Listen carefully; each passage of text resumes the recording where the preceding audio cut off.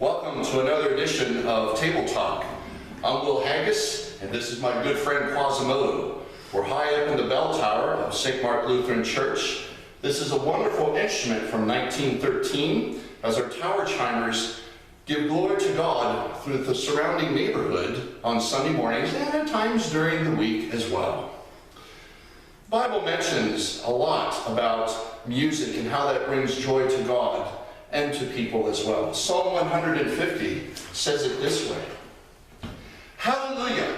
Praise God in the holy temple. Praise God in the mighty firmament.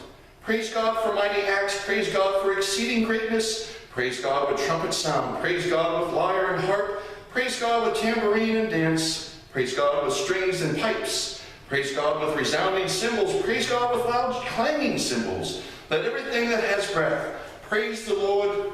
Hallelujah.